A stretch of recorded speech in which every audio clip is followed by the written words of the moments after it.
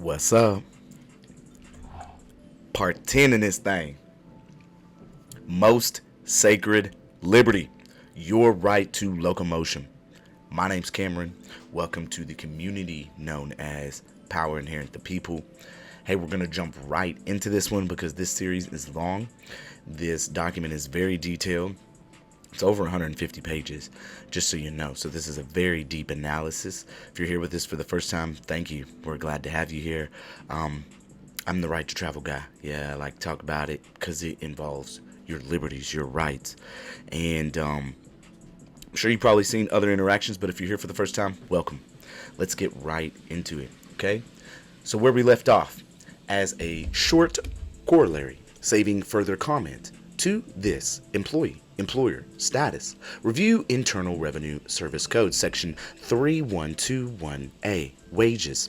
Now, the term wages includes the cash value for benefits. The term wages includes the cash value for benefits.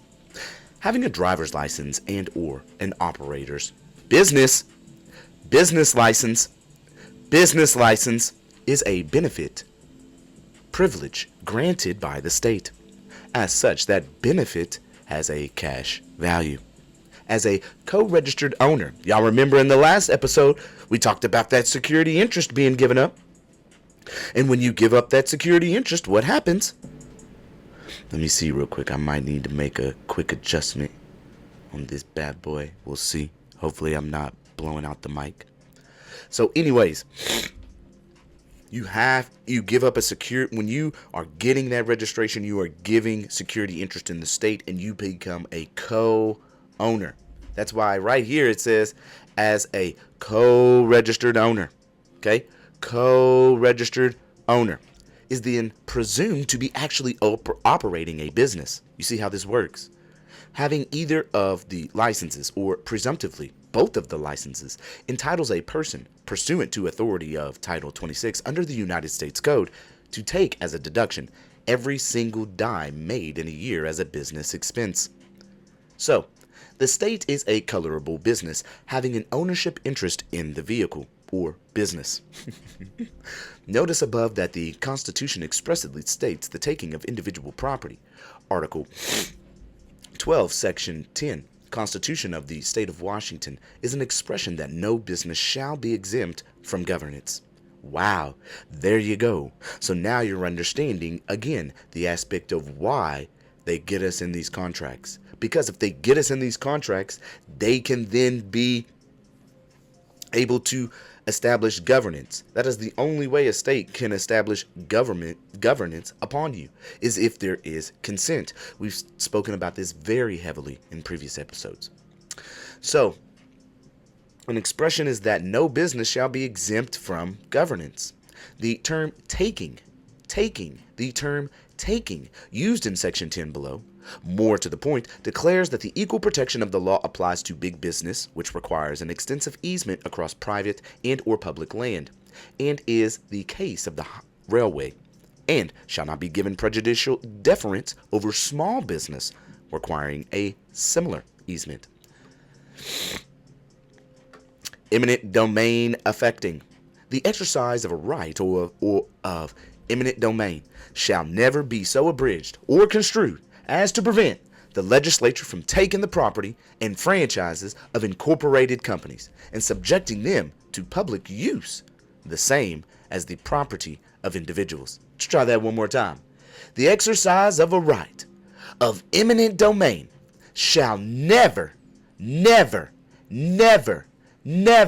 be so abridged or construed, meaning that they use their indoctrination, they use their legalese to try and fool you, as to prevent the legislature from taking the property and franchises of incorporated companies. Incorporated companies. Very specific, isn't it? And subjecting them to public use, the same as property of individuals. So, for the same reason that doctors, dentists, and daycare provide the street addresses of the buildings where they have their business practice, is why the vehicle is registered. The license plates perpetuate an address for the place of business. If the doctor, dentist, or daycare attempted to practice without a license, the state would have authority to injunct the premises to prevent further unlicensed practice.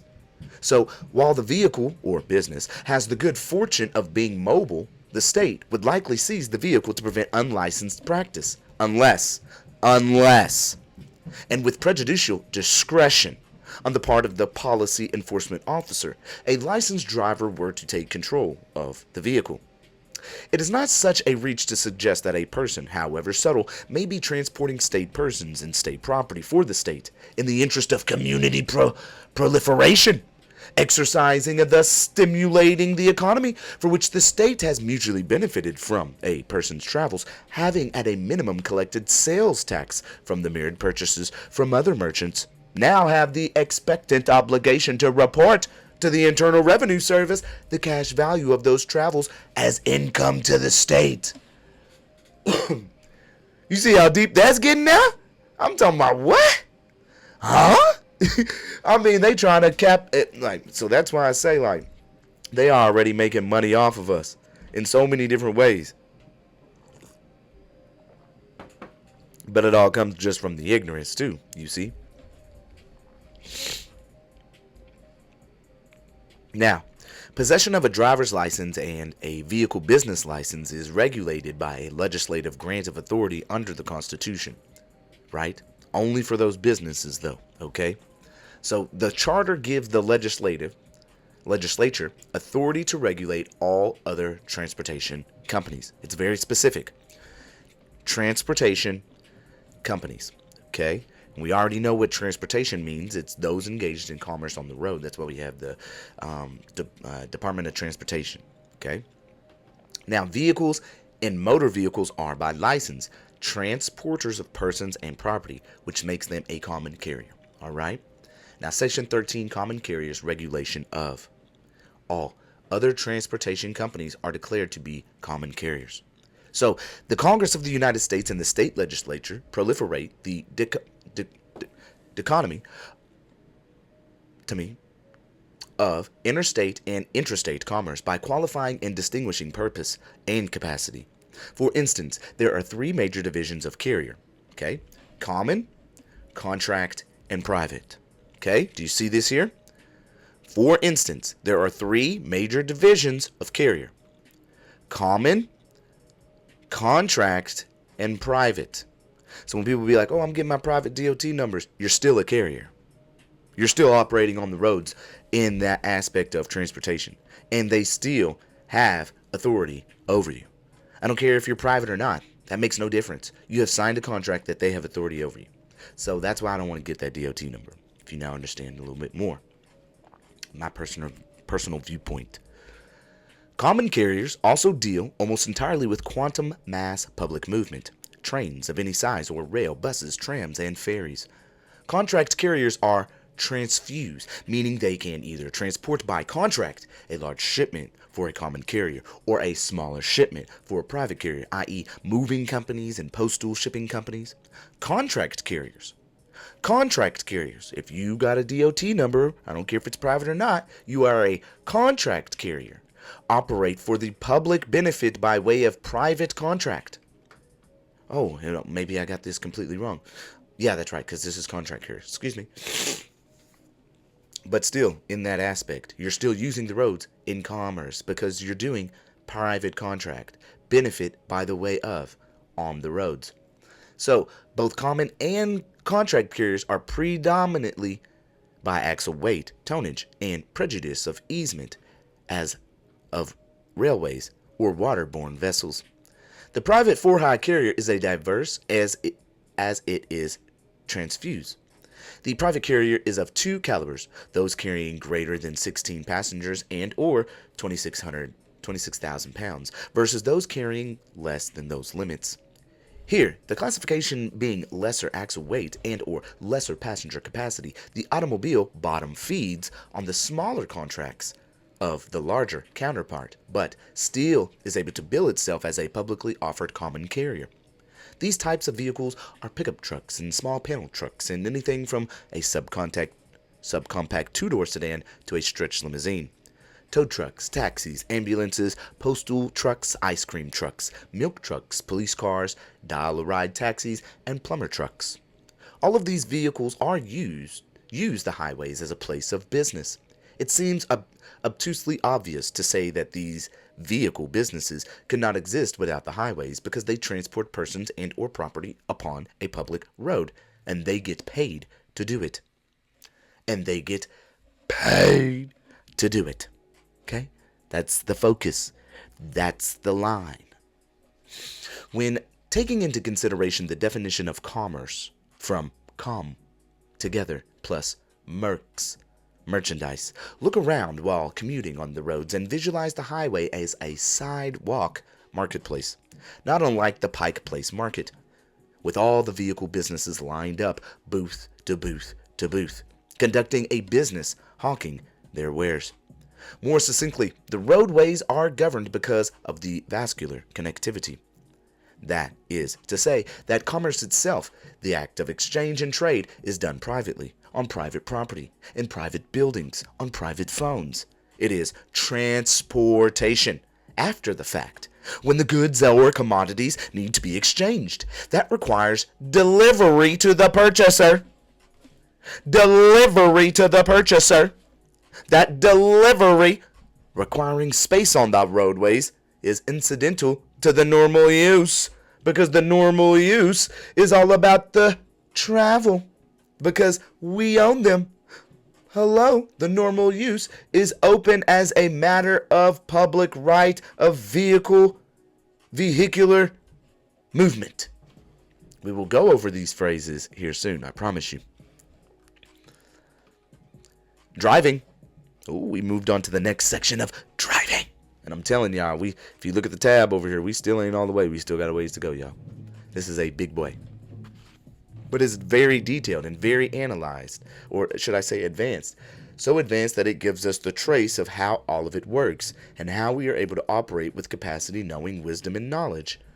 Now, as shown infra, the legislature has clearly outlined the parameters of driving as that which is commercial by common carrier, private carrier, and private for hire. What is of importance is the type of use. Personal use of the roads does not occasion the need for a license. Personal use of the roads that we own does not occasion the need for a license. The legislative body acknowledged a right. Oh, quote. Let me quote this now because this is coming from, So it says the legislative body acknowledged a right to beg that does not rise to the level of aggressive solicitation, or it would have prescribed begging altogether. Oh, okay. By expressly proscribing one type of solicitation, the ordinance implicitly allows other types not otherwise prescribed. See State versus Delgado. So, under expressio unius et exclusio authorius, a canon of statutory construction, to express one thing in a statute implies the exclusion of the other. Quoting in intention of Williams, I think that is. So City of Spokane versus Marr, and then also Brown Edwards versus Powell's, where you can find this information. Quote, it is obvious that those who operate motor vehicles for the transportation of persons or property for hire enjoy a different and more extensive use of the public highways. Such extraordinary use constitutes a natural distinction and a full justification for their separate classification, and for relieving from the burden of the license tax those who merely employ the public highways for the transportation of their own property or employees. Unquote. Bacon Service Corporation versus Huss. So,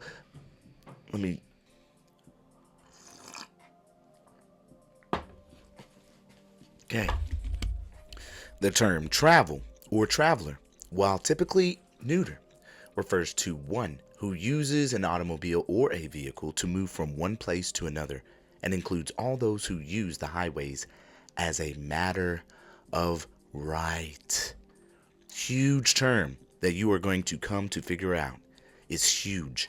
All within your municipal codes, in your cities, counties, they all have in the normal use for the public as a matter of right, using the terminology automobile and or vehicle. We haven't been using this term, which is huge. Huge. At least I haven't. So it's huge. To move from one place to another, and includes all those who use the highways as a matter of right. The term driver is a contradistinction to traveler, as defined. Therefore, one who uses the road in the ordinary course of life and business for the purpose of travel is a traveler.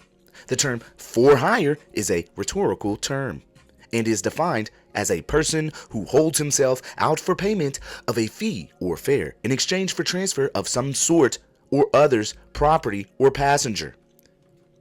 Considering the heuristic pugnancy of this writing, let's review the charge of DWI, of the many courtroom arguments that litigants get into, then relying on judicial discretion for a resolve. The argument of I am not a driver or I wasn't driving may come up, so then the judge would have to consider the definition of driver. Remember though, the judge will always, saving grievous error, favor the state. Why?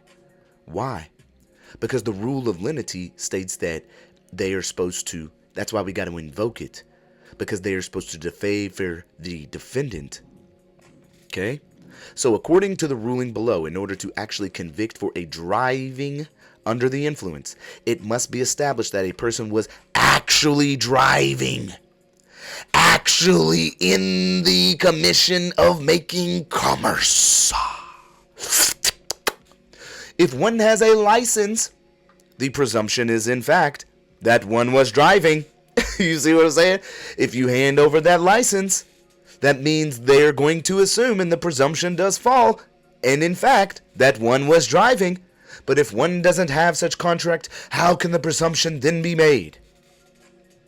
Just like, how can a charge be brought against me if I don't have if I didn't give consent, or we do not have an established contract already in place? That's the whole point of it on the back end. That's the whole point of it on the back end. Where's the established contract for you to enforce these upon me? There is none. So there is no eligibility for you to enforce them. So, when analyzing the concept, this is a quote now, when analyzing the concept of misconduct, the trier of fact must consider the legal definition in context with the factual circumstances surrounding the conduct at issue. Let's read that again so we fully understand and grasp that. When analyzing the concept of misconduct in any form or fashion, the trier of fact must consider the legal definition in context with the factual circumstances surrounding the conduct which was currently at issue, that we're speaking about in court, which you are bringing forth charges and violations on, which forth you are bringing forth your claims of misconduct in some sort in which you think you can find me when there is no contract in the first place. Garman versus State Employment Security Department. And also Jones versus Rosner. So, of all the research founded, the great many courts across this country, including Washington courts, do not visit the discussion of driving versus traveling, very often exceeding decades, because it was already been established, you see. At that, though, they usually will divert attention to some other question of fact or law, as much as driving is an element of statute crime. In arguing civil and criminal litigation, there is almost always more than one issue raised on appeal, and the courts will not address the driving versus traveling issue when given another option. Quote, due process requires that the prosecution prove each element of a crime. In regards to Winship, jury instructions must define every element of the offense charged. Must define every element of the offense charged. State versus Johnson.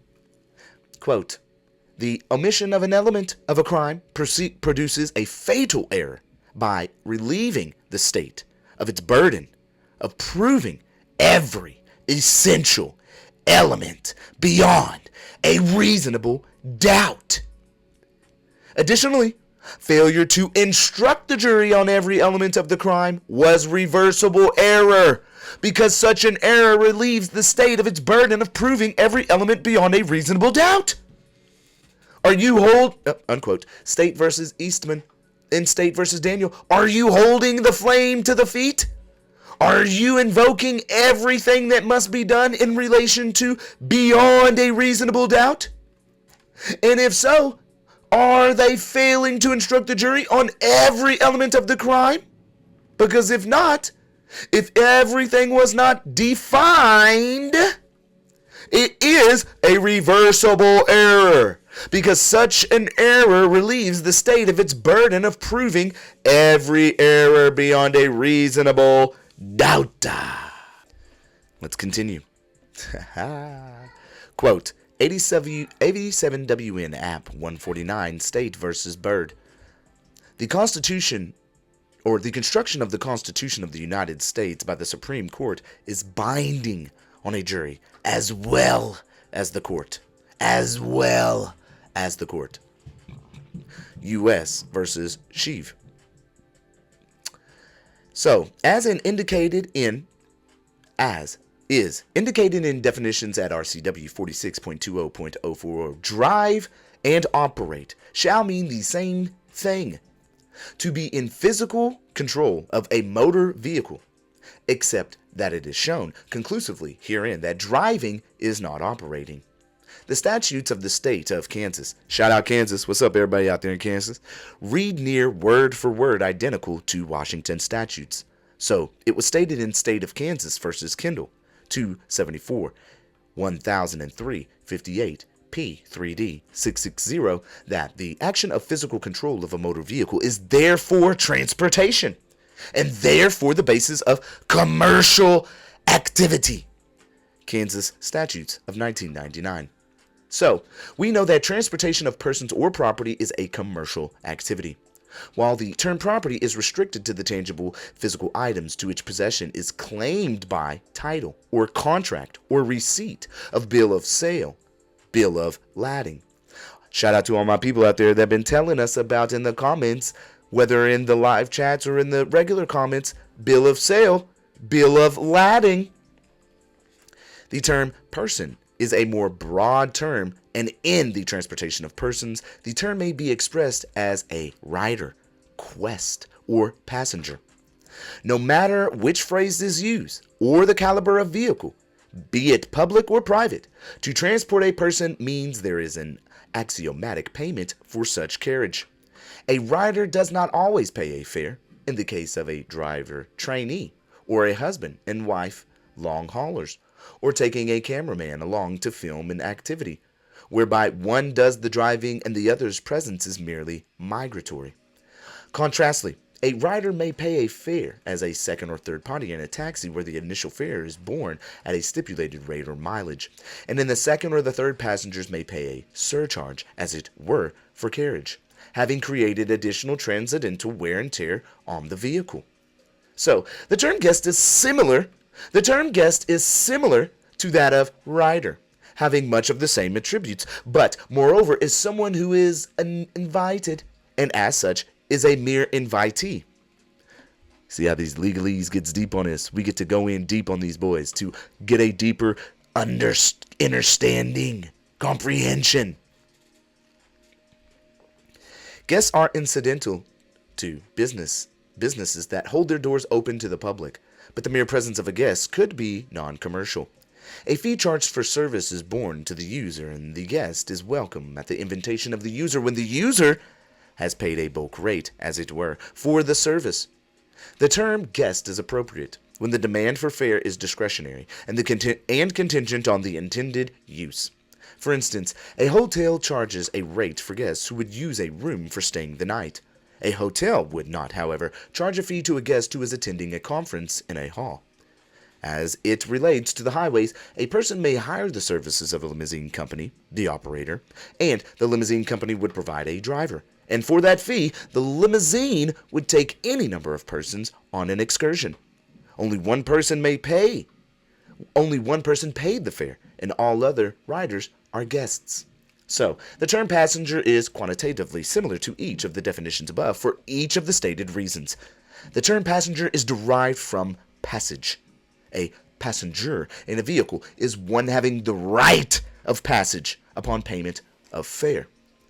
It is argumentative to say that the actual passenger paid the fare, more certainly because a passenger could have received the right of passage from a third person who paid the fare but is not the passenger. So, quote, the term passenger ordinarily imports some contractual relation between the parties. So if you're out there saying, no, sir, this is just my passenger, that's actually wrong to be saying, according to Long versus Archer, as well as Gale versus Wilbur, as well as Bushouse versus Brom. Okay? Got to watch what we're saying in these courts, as well as interactions on body cam footage. That's why the Eddie Craig script is the most highly recommended that can be given to you, which we've gone over thoroughly here on my channel. You can check it out. It's the action script by Eddie Craig. Okay, transportation script. Okay. Again, we're going to read this one more time, though. The term passenger ordinarily imports, so most times, imports, brings into its terminology some contractual relation between the parties at hand or at topic. Okay? There is involved here not a common but rather gratuitous carrier. The legal definition of passenger is twofold, though. So we got a twofold aspect going on here, so we need to get distinctions by going in deeper. Many definitions may be found for this relationship between one conveyed and the conveyor. Facts always control in an individual case. When speaking generally upon the subject of common carriers, this court said in Weber versus Chicago, with everything else, as you can see, don't want to read it out, it is not easy to state a general rule nor to give a definition of the word passenger, which would embrace all the essential elements. As said in 2 Hutchins on Carriers, 3rd edition, section 997, quote, the one usually accepted by courts when a definition has been attempted is that passenger is one who travels in some sort of public conveyance by virtue of contract, express or implied, with the carrier as the payment of fare or that which is accepted as equivalent therefore. Wow. So that makes it very clear what a passenger is. So if we're not doing that, let's steer clear. Still within this quote, let's continue. This definition, however, like all others, is hardly comprehensible enough. For, as a general rule, every person, not an employee, being carried with the express or implied consent of the carrier upon the public conveyance, usually employed in the carriage of passengers, is presumed to be lawfully upon it as a passenger. First, an undertaking on the part of the person to travel in the conveyance provided by the carrier. And second, an acceptance by the carrier of the person as a passenger. Whether either or both of these elements exist is ordinarily a question for the jury. Thank you, Puckett and Palethorpe. Thank you for the distinction. Great to utilize there. So, persons who drive are drivers. And what is it to drive or to be a driver, or do the driving? Firstly, we recall the definition of driver as being one who is employed in Bouvier's and Blacklaw's dictionaries. To expound on the definition, the following rule make clear that drivers and driving is strictly a commercial venture that does not apply to all those who use the public highways. For instance, in the Transportation Law Journal 27 Trans LJ 113 2000, there is 2000. So when people come to me and they tell me, hey man, you're using laws from 1913. Don't you understand when you go into the aspects of understanding law, it's the older law that actually is applicable rather than the statutory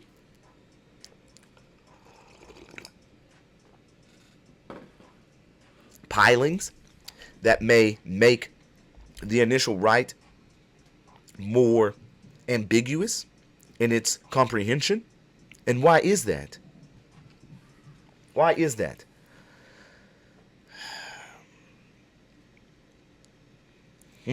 I could go into many details on that, but I won't rant right now. So there is a lengthy discussion about for hire conduct of taxi cab drivers and owners. For the purposes of this record, the following excerpts were found to be expositive of the nature of the driver's license. Quote, the condition of vehicles used as taxi cabs, the chauffeurs operating taxi cabs, the companies providing taxi cab service. The journal is replete with the use of the terms taxi cab chauffeurs, taxi cab license owners, owner-driver, taxi cab drivers, taxi cab license holder. It should be stated that while a license to operate a taxi cab business is distinct from the license to physically drive the vehicle, there is an axiomatic relationship of owner-driver. The journal article also references sub silencio, the Florida state statute for which calls that it is termed for hire license. The distinctions between the owner and driver are discussed further at Wallace Woods Infra. The above journal review is an overtly expositive narrative of how cab drivers may or may not own their own vehicles but would stand to make more money in the exercise of their trade if they did in fact own their vehicles, and were therefore owner-operator instead of a merely employees, then paying the business operator for the use of the vehicle. The journal also discusses the intrinsic relationship of the government, then having authority to regulate the business of both the operator and the driver. The most revealing statement of the journal narrative in 27 Transportation LJ 113 is stated thus, quote, anyone who owned an automobile could provide taxi cab service, unquote. It is the foregoing quote from the journal that raises the most litigious concern, the presumption. This presumption is the basis. See, man, you see how deep it gets in understanding law? The elements go deep, and when you get into the deeper elements of it, are things applicable or not? And based on the presumption and assumption of the situation itself. This presumption is the basis for police to stop the unsuspecting motorist and issue a traffic infraction, and more significantly, reproach the general traveling public with the entirety of Title 46 RCW here in Washington and within your states. It is important to recognize when there is discussion of private carriers, we see the term vehicle. When there is discussion of a common carriers and contract carriers, we see the phrase motor vehicle. So, here, let's read this one more time. This one's important for those that want to bring upon their presumptions. Okay, and if you don't rebut their presumptions, this is the biggest thing that we have. When we have someone approaching us, are we, first off, waiving our rights? Eddie Craig script, right? Are we waiving our rights, or are we taking hold of the situation at hand with all power and knowing what we truly are now, and all liberties that are sacred and secured in everything that we do in this reality? And why is that? That's because you are a creation of the Creator, and no one is above you and can tell you anything to do unless you've gone outside of the realm of the golden rule, harm to another.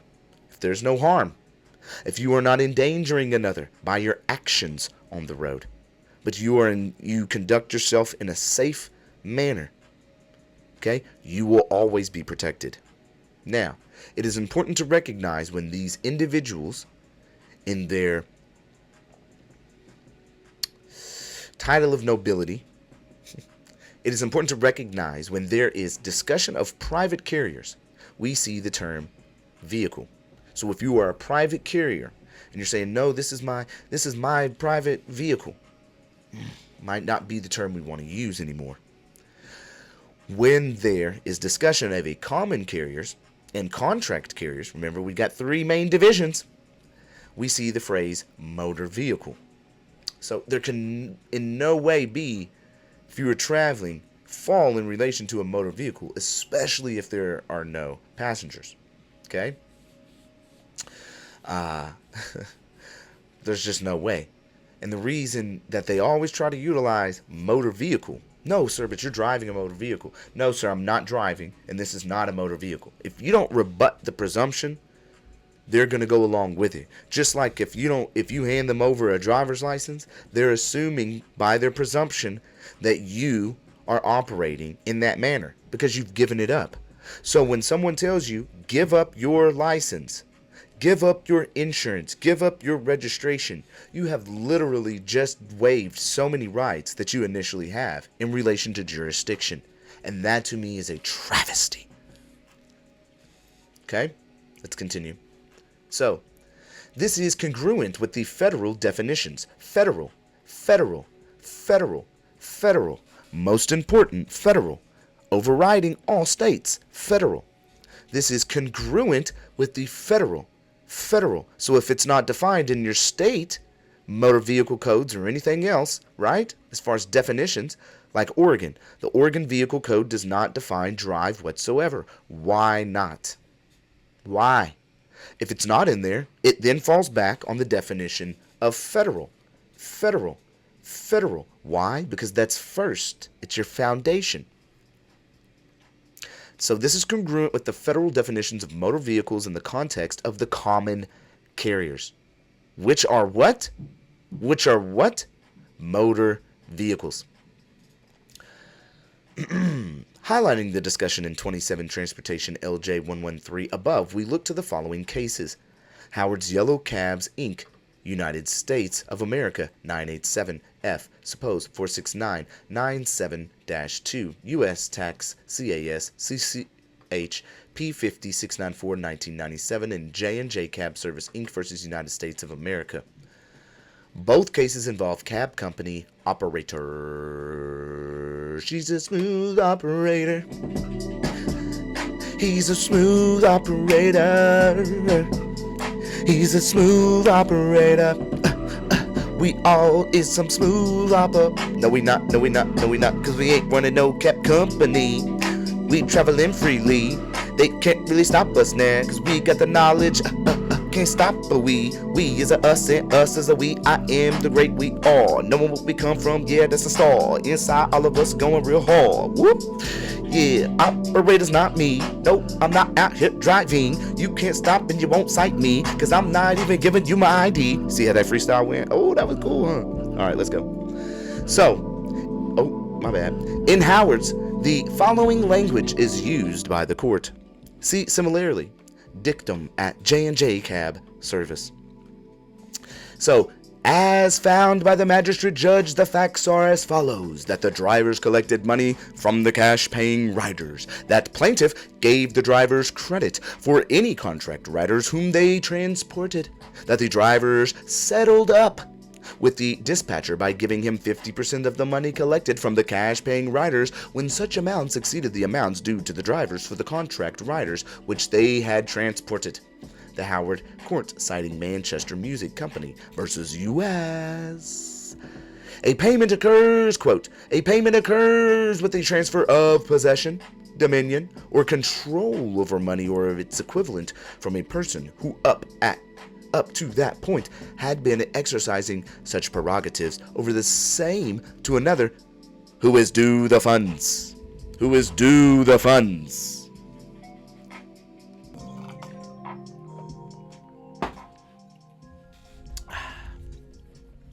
The previous citations described the use of a vehicle, driving the public for hire. Below is the description of the use of a private vehicle, not for hire, yet with the employ of a driver nonetheless. Let's get into it then, Papa Bear. In the case of Ford Motor Company versus Stella D. Madden et al. 987F Sup 469, there is the distinctive act of driving a vehicle at the direction of an employer because the employer had control of the vehicle. The driver was an employee of Ford Motor Company and thusly subsequently remunerated by a private party to drive vehicles for the purpose of attesting as to the vehicle marketability. In this case, the dealership operated the vehicle although someone else drove it. An operator is defined as one who has actual physical control over a vehicle or a motor vehicle. Operating a vehicle is also defined as one who facilitates or augments the movements of the vehicle. In the two preceding cases, the cab company operated the vehicles because they had the authority or the ability to determine when and where the drivers would pick up and deliver or transport passengers to and from. Oh, a little bit different there, huh? Well, let's get into this. Quote, a license to carry on a business or trade is an official permit to carry on the same or perform other acts forbidden by law except to persons obtaining such permit. Hofling versus City of San Antonio. Another one, quote, in some cases it is held that where a license is for the protection of the public and to prevent improper persons, not normal people in your normal capacity with all rights that you have because you were born with them and they were not given. They come inherent because you are a creation of the Creator. So, to prevent improper persons, which is not including you, from engaging in a particular business, and the license is for revenue merely. And the license is for revenue merely. Okay? Merely. A contract made by an unlicensed person in violation of an act is void.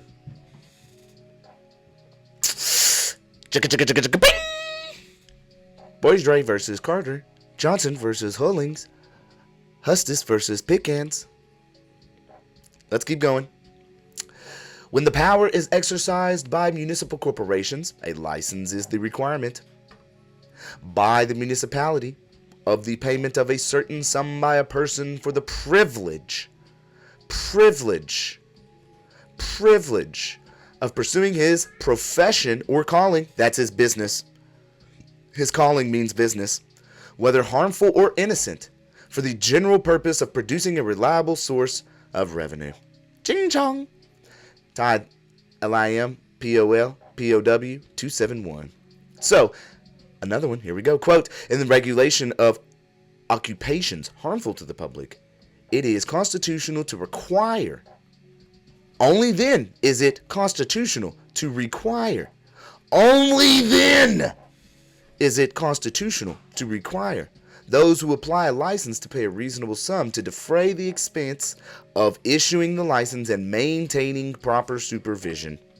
What is a reasonable sum must be determined by the facts of each case. But where it is a plain case of police regulation, the courts are not compelled to be exact in determining the expense of regulation and supervision, so long as the sum demanded is not altogether unreasonable. And for who?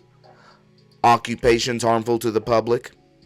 And when is it in that aspect of occupations? Then it is constitutional to require those who apply for a license to pay a reasonable sum. Okay? Again, that's in TIED, LIM, POL, POW 274, and City of Boston versus Schaefer, and Welch versus Hotchkiss. Now, hopefully you're following along so far. Hopefully we're getting a good understanding of how this is working. I told you this is deep and advanced, y'all. It's part 10. We're 10 hours in. Think of the distinction between driver and operator. Do you see how you're going to become a scholar when you get up out of this? When we're completely done with this series, you are an advanced scholar on your constitutional aspects of driving versus driving. It's no longer just you need to study up. This is your aspect. This is your college course. You see what I'm saying? Like, this is it for this sector of the law. Okay? And your matter of right. Okay? As a matter of right. Okay?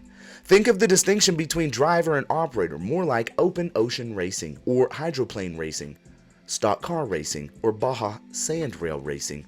There is a very distinctly separate function between driving and operating, not accepting that the operator could be the driver. It may be easier to understand operator in the context of navigator. When racing cigarette boats and sand rails, there is a driver and a navigator.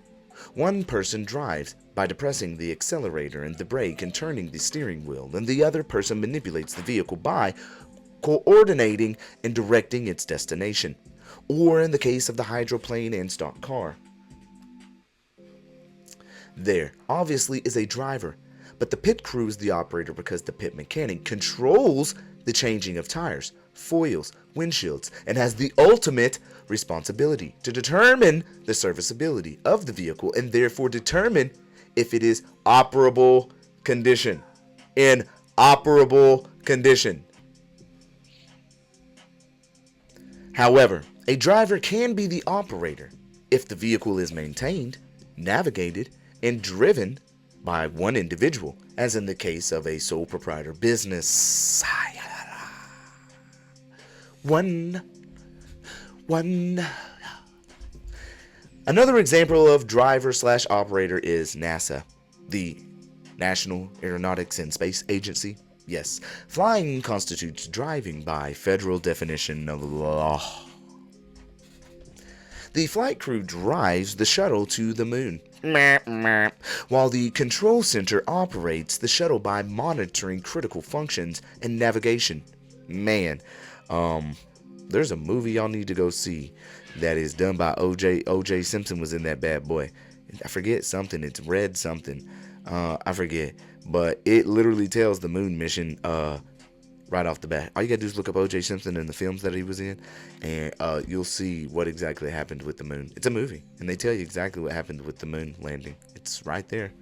That was just one of those little things, little gems I give you. So the Howard's Court above also established the fact that the drivers had personal use of the cabs during the day. An empowering correlation to Howard's above are the cases of City of Chicago versus Gall and State versus Sheffield.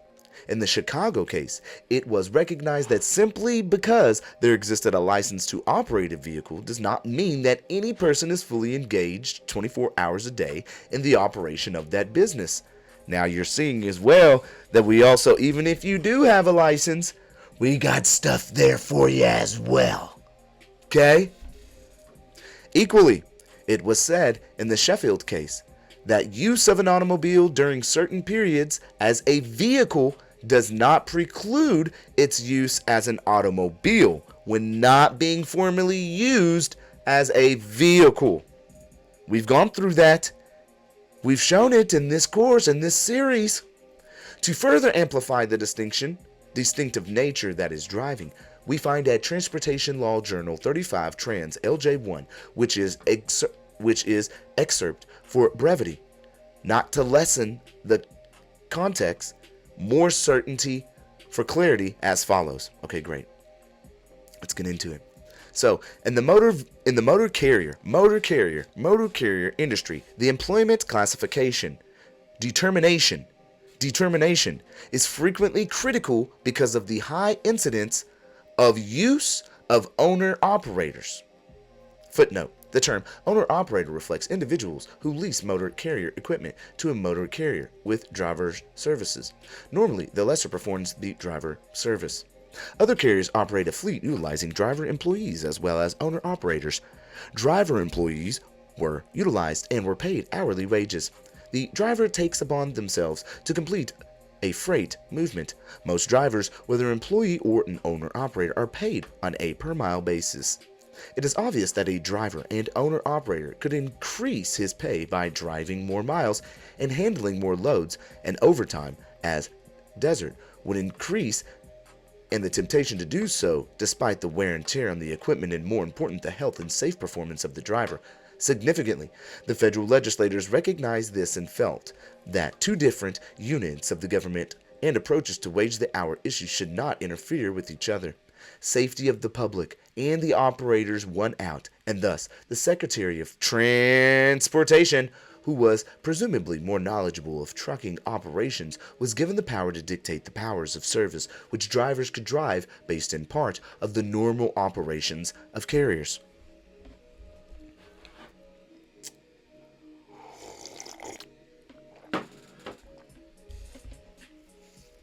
Historically, the view of the courts is that the history of a statute is important when attempting to understand, evaluate, and implement a current version. As shown below, the historic purpose of the statute as opened by the court is conducive of the legislative statement in 1965. See section on statutes. This reading is prejudice to the phrase traditional freedoms to which every motorist is entitled, to exemplify that not everyone placing and using their personal automobile on the highways needs a driver's license, further by extension and implication, even a numbered business license plate on their personal automobile. Quote, the primary rule of construction of statutes is to ascertain the lawmaker's intent from the words used if possible, and to put upon the language of the legislature, honesty and faithfully, its plain and rational meaning, and to promote its object and the manifest purpose of the statute, considered historically. That's what most, I'm going to finish this, is properly given consideration. Okay? Is properly given consideration. Given consideration. Wallace versus Woods. Cummins versus Kansas City Public Service. Why is this so important?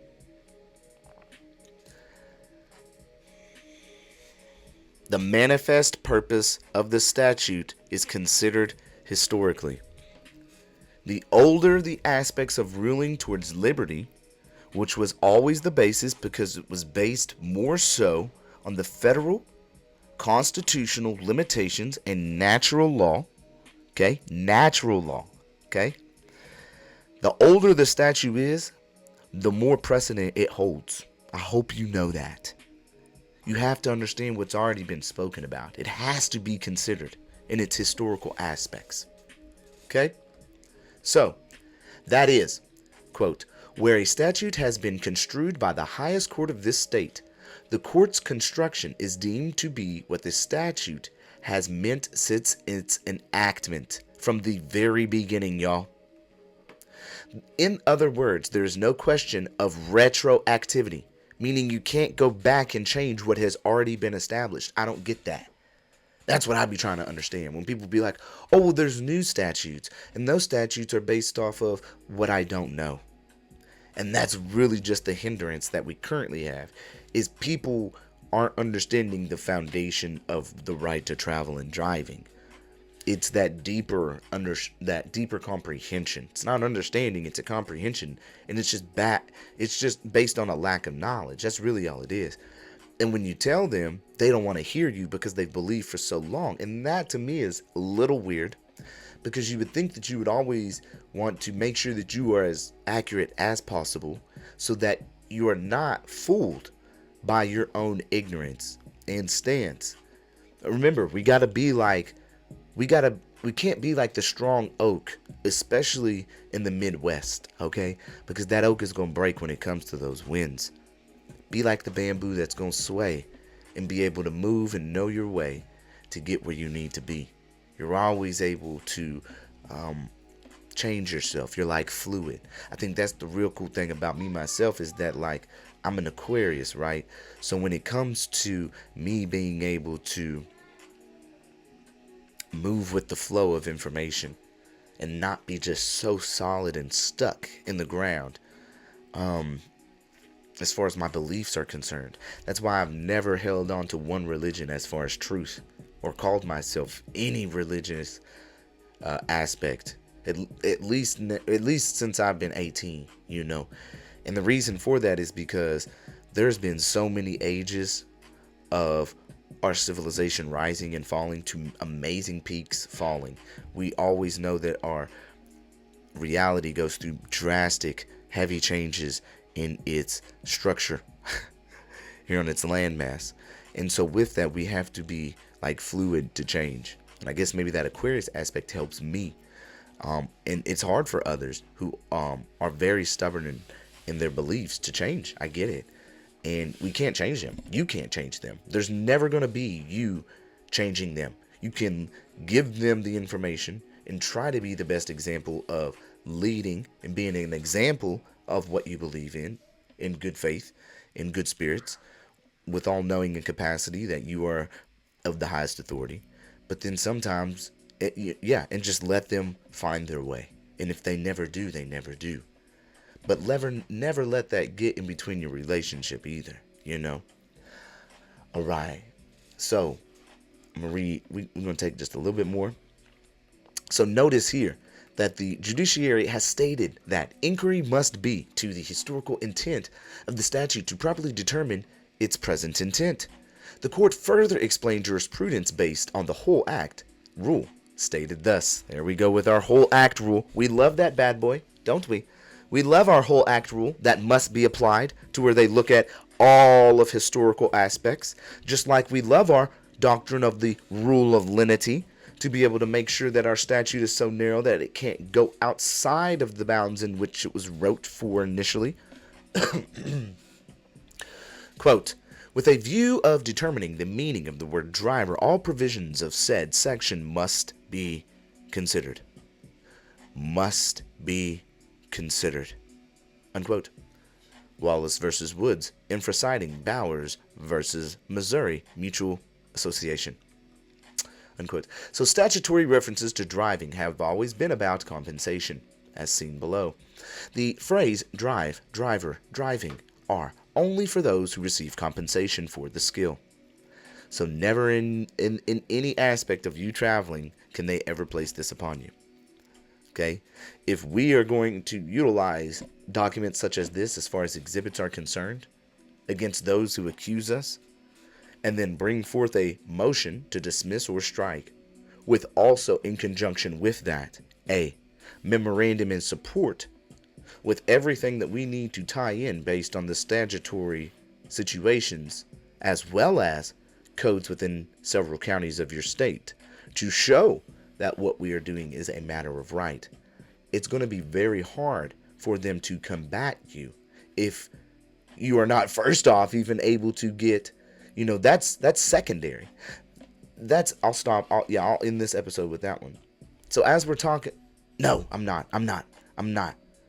But yes, all of those aspects of those abatements and exhibits would be secondary to your initial aspects of possibly motions to strike, or dismiss, or just an abatement itself, on the aspect of, initial jurisdiction, right? Because what happened based on RAS, reasonable articulable suspicion of a crime, and or probable cause of an egregious misdemeanor or gross misdemeanor and or felony. And if such arrest does occur without it being within a warrantless arrest aspect, meaning that harm to a person, property, individual is not being conducted, that arrest, it falls under an unlawful use of force.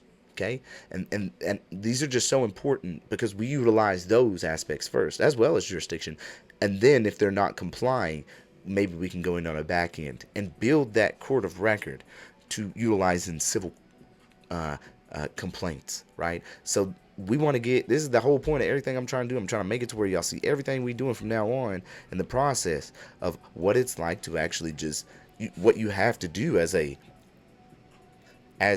highest of authority. You do have to be responsible for not only yourself in the intelligence you have and standing on your rights, but also being that highest of authority that does hold your public servants liable.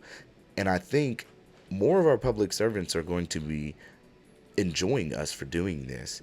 I think a lot of people get in there and they weren't necessarily a certain person when they went in, and the mentality and culture of certain cities, maybe divisions, maybe whole departments, has really changed them to a person that they don't even like being anymore. And so, with that being said, we have the eligibility to utilize our unity, our compassion, our love, our gratitude, our vision for a greater future for our children like never before. Because what I feel like is we are changing the aspect of attacking, right? Attacking the law enforcement officers in complaints, attacking in relation to our public servants in city councils and in any public servant capacity. We need to go from attacking to enforcing and educating. And I feel like that is the best way. If we are just this, and it's not like you got to be this holy person. All it requires is moving forward with knowledge and intelligence, standing firm and educating, right?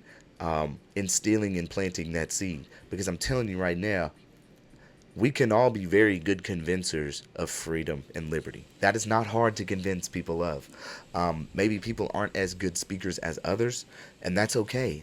But with that being said, we can all, with this Operation Wise Dome, start developing the aspect of learning how to speak to all of our people in public service. And it's going to be amazing thing. So I'm going to read this last big one right here, and then we're going to cut out on this one. We're going to stop it on this one. Yeah, okay. So, it says, underlined for emphasis are the key words used by the judiciary in their own description of driving. Okay, so here we go. Quote, certainly, a driver is only one who drives. Certainly, a driver is only one who drives. That is weird, isn't it? That it's that bold and plain. A stagecoach driver may have had unusual authority on his trips. But we know of no good reason why the word driver would not be commonly and reasonably interpreted to be the person actually driving itself, commercial, doing the driving, whether he was one employed by the owner to drive, or whether he was the owner-operator driving. If such terms express the purpose of subsequent adamants, there was no reason to change them merely because the statute was being made applicable to situations beyond its original scope. We cannot now judicially note the situation as to how often owners drove their own stagecoaches or how many were driven by hired drivers. However, we do know, and we are sure that legislature knew when and after they later inserted the words motor car and automobile in this statute, that many owners of motor vehicles, specific in what they are stating here, y'all, used for public transportation, see, very specific, of both freight and passengers. Okay, so this all must be applicable to be fit into motor vehicles, did not drive them in such service.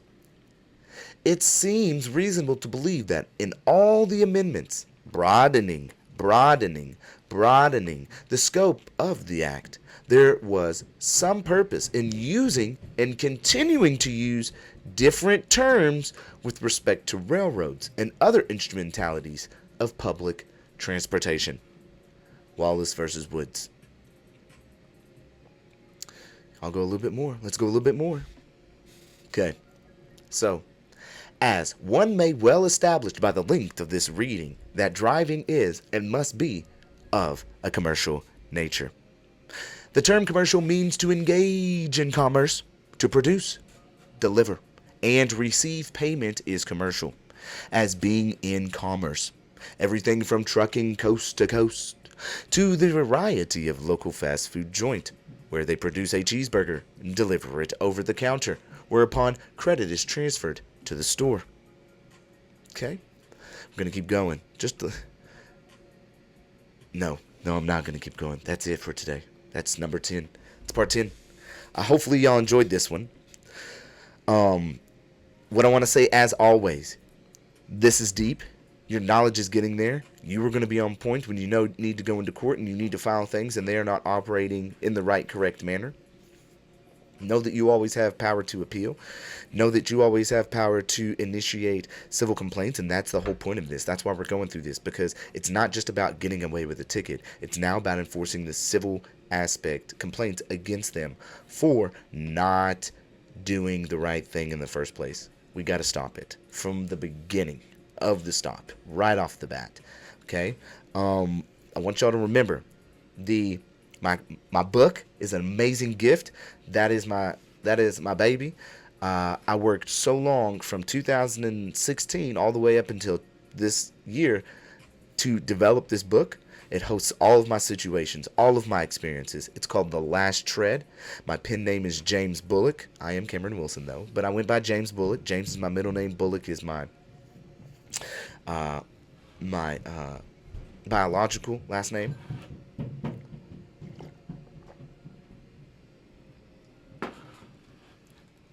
House of, if we say him. It's called The Last Tread. The link is in the description. I've got a cheat for everybody. You can get a hard copy. You can also get a digital copy with an audio book, and it comes with PDF and ebook as well. That's pretty cool. And then we also have the traffic law reform. We are doing so much in relation to that to gather petitions to bring forth that petition to our legislators, our senators, our representatives, anybody and everybody, the courts, statutory courts, district courts, so that we get it on the record and have them establish here in recent case law some kind of, it's already been given to us so much through attorney generals, through this case law that we're reading here. We can clearly put it together and know, but it seems as though the courts are not in favor of those. But honestly, it really comes down to, ending those contracts as well. Then also this Sunday, we have, 12. This is going to be in December. So December the 14th in 2024, we have initiated our first meeting for Operation Wise Dome, which I'm so excited about because this is going to be empowering everybody. There's just so much going on. Y'all check the links in the description. I'm steadily moving and trying to do so much. It's not that I'm trying. We're actually doing it. And it's amazing. I just want y'all to remember I love you. You are our future. You are the base and foundation for a beautiful future of unity within our communities. You are what's going to be bringing our freedom back and our nation back to being number one in this world, that shining light again of freedom all across the board. And it is going to tremendously grow this country to a new era in which we haven't seen in a long time.